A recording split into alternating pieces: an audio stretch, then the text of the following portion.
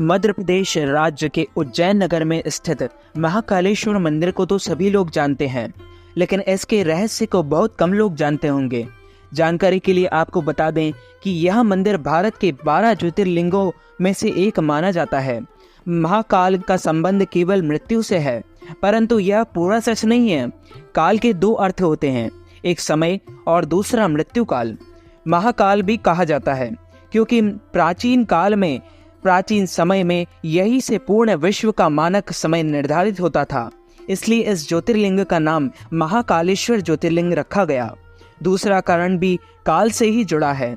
दरअसल महाकाल का शिवलिंग तब प्रकट हुआ जब महादेव को एक राक्षस दूषण का अंत करना था। भगवान शिव उस राक्षस का काल बनकर आए। उसी दिन के बाद अवंती नगरी उज्जैन के नाम से जाना जाता है।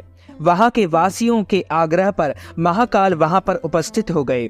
यह समय नकाल के अंत तक यहीं रहेंगे, इसलिए इन्हें महाकाल कहा जाता है। दरअसल उज्जैन का एक ही राजा है और वह है महाकाल बाबा। विक्रमादित्य के शासन के बाद यहाँ कोई भी राजा रात में नहीं रुक सकता। जिसने भी यह दुर्शासन किया वह संकटों से गिरकर मारा गया। पौराणिक कथा और सिंहासन 32 की कथा के अनुसार राजा भोज के काल से ही यहाँ कोई राजा नहीं रुक सकता है। वर्तमान में भी कोई राजा या मुख्यमंत्री या प्रधानमंत्री यहाँ रात में नहीं रुक सकता। इससे जुड़ी कई उदाहरण भी प्रसिद्ध हैं, जिनके बारे में आपको जानकर आश्चर्य होगा। एक बार देश के चौथे प्रधानमंत्री मोरारजी देसाई जब मंदिर के दर्शन करने के बाद रात में यहाँ रुके थे तो उनकी सरकार अगले दिन ही गिर गई थी। ऐसे ही कर्नाटक के मुख्यमंत्री BS येदियुरप्पा भी उज्जैन में रुके थे तो उन्हें कुछ ही दिनों के अंदर अपना इस्तीफा देना पड़ा था। कुछ लोग मानते हैं तो कुछ लोग के मुताबिक महाकाल भगवान की शहर के राजा हैं और उनके अलावा कोई और दूसरा राजा नहीं रुक सकता। जितना प्राचीन भगवान महाकाल या मंदिर है, उतना ही रहस्यमय यहाँ होने वाली भस्म आरती का है। प्राचीन काल में राजा चंद्र सिंह शिव के बहुत बड़े उपासक माने जाते थे।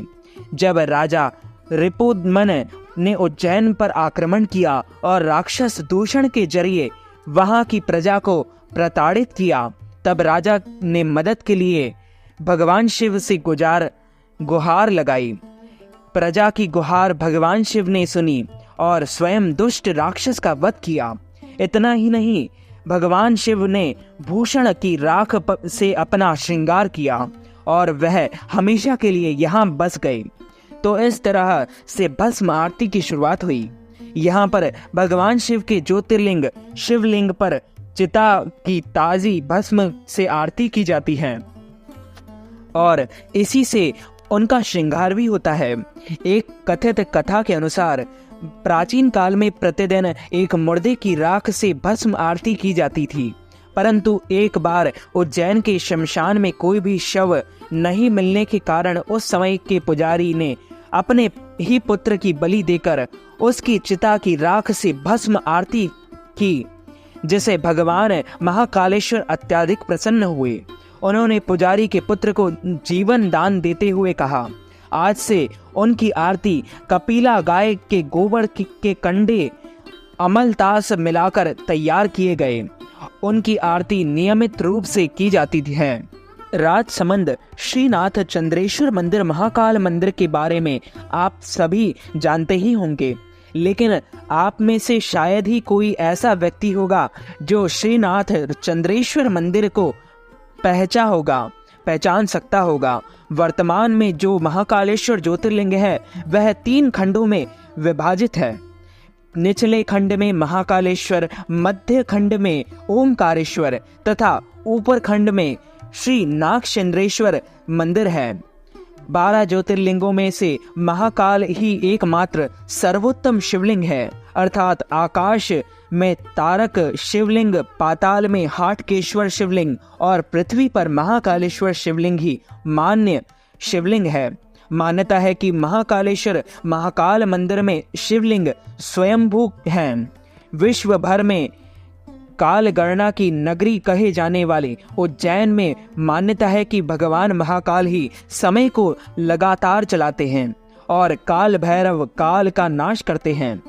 दक्षिण मुखी शिवलिंग इस समय पूरे संसार के सभी शिव मंदिरों को स्थापित शिवलिंग और अन्य ज्योतिर्लिंगों की जलाधारी उत्तर दिशा की ओर है, किंतु महाकालेश्वर ही एक ऐसा शिवलिंग ज्योतिर्लिंग है जिसकी जलाधारी दक्षिण दिशा की ओर है, इसलिए इन्हें दक्षिण मुख्य महाकाल के नाम से जाना जाता है।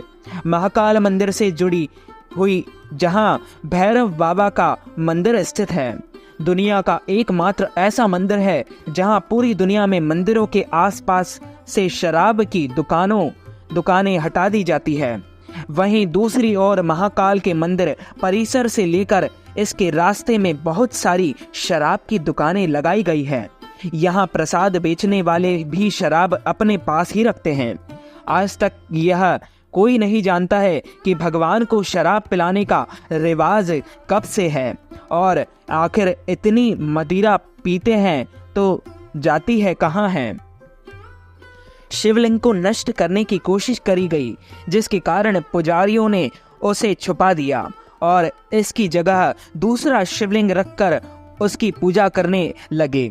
बाद में उन्होंने उस शिवलिंग को वहीं महाकाल के प्रांगण में अन्य जगह स्थापित कर दिया, जिसे आज जूना महाकाल कहा जाता है। हालांकि कुछ लोगों के अनुसार असली शिवलिंग को छेड़ होने से बचाने के लिए ऐसा किया गया था।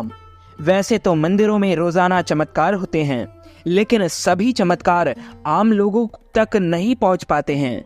ऐसे ही एक दुर्लभ चमत्कार महाकाल मंदिर के गर्भगृह में लगे सीसीटीवी कैमरे में कैद हो गया और किसी सदस्य ने इस चमत्कार को सार्वजनिक कर दिया।